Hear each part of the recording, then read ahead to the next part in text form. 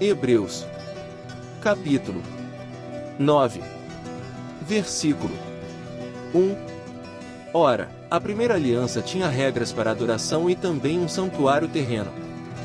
Versículo 2. Foi levantado um tabernáculo, na parte da frente, chamada Lugar Santo, estavam o candelabro, a mesa e os pães da presença. Versículo 3. Por trás do segundo véu havia a parte chamada Lugar Santíssimo. Versículo 4. Onde se encontrava um altar de ouro para o incenso e a arca da aliança, totalmente revestida de ouro. Nessa arca estavam um vaso de ouro contendo maná, a vara de Arão que floresceu e as tábuas da aliança. Versículo 5. Acima da arca estavam os querubins da glória, que com sua sombra cobriam a tampa da arca. A respeito dessas coisas não cabe agora falar detalhadamente. Versículo 6. Estando tudo assim preparado, os sacerdotes entravam regularmente no lugar santo do tabernáculo, para exercer o seu ministério. Versículo 7.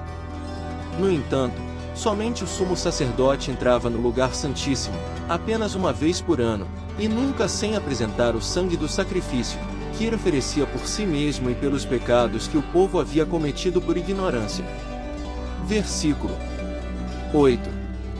Dessa forma, o Espírito Santo estava mostrando que ainda não havia sido manifestado o caminho para o lugar santíssimo enquanto permanecia o primeiro tabernáculo. Versículo 9. Isso é uma ilustração para os nossos dias, indicando que as ofertas e os sacrifícios oferecidos não podiam dar ao adorador uma consciência perfeitamente limpa. Versículo 10. Eram apenas prescrições que tratavam de comida e bebida e de várias cerimônias de purificação com água. Essas ordenanças exteriores foram impostas até o tempo da nova ordem. Versículo 11. Quando Cristo veio como sumo sacerdote dos benefícios agora presentes, ele adentrou o maior e mais perfeito tabernáculo, não feito pelo homem, isto é, não pertencente a esta criação. Versículo 12.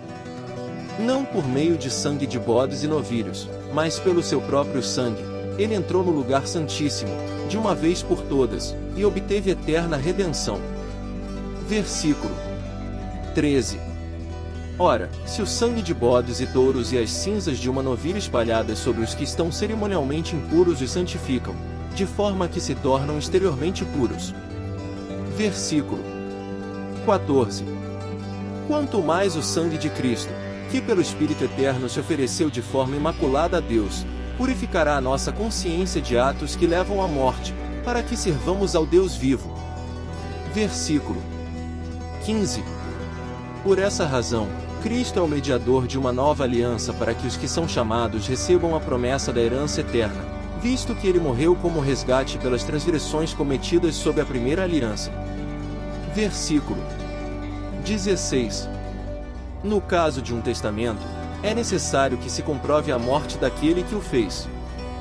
Versículo 17. Pois um testamento só é validado no caso de morte, uma vez que nunca vigora enquanto está vivo quem o fez. Versículo 18. Por isso, nem a primeira aliança foi sancionada sem sangue. Versículo 19. Quando Moisés terminou de proclamar todos os mandamentos da lei a todo o povo, levou sangue de novilhos e de bodes, e também água, lã vermelha e ramos de sopo, e aspergiu o próprio livro e todo o povo, dizendo. Versículo 20. Este é o sangue da aliança que Deus ordenou que vocês obedeçam. Versículo 21.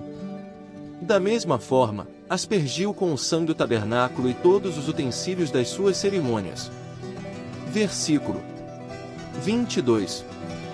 De fato, segundo a lei, quase todas as coisas são purificadas com sangue, e sem derramamento de sangue não há perdão. Versículo 23. Portanto, era necessário que as cópias das coisas que estão nos céus fossem purificadas com esses sacrifícios, mas as próprias coisas celestiais com sacrifícios superiores. Versículo 24. Pois Cristo não entrou em santuário feito por homens, uma simples representação do verdadeiro. Ele entrou nos céus, para agora se apresentar diante de Deus em nosso favor. Versículo 25.